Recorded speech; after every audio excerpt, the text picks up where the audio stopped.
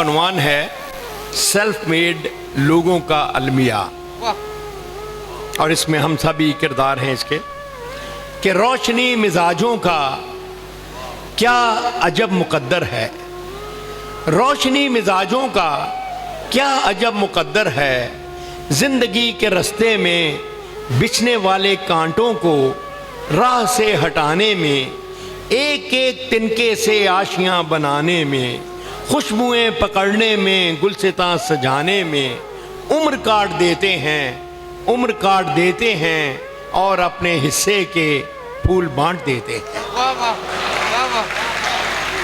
عمر کاٹ دیتے ہیں اور اپنے حصے کے پھول بانٹ دیتے ہیں۔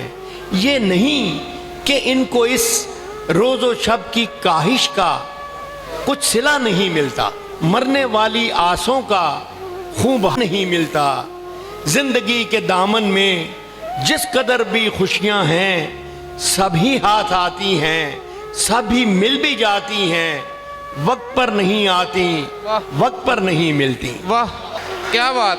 یعنی ان کو محنت کا اجر مل تو جاتا ہے، یعنی ان کو محنت کا اجر مل تو جاتا ہے، لیکن اس طرح جیسے قرض کی رقم کوئی قسط قسط ہو جائے۔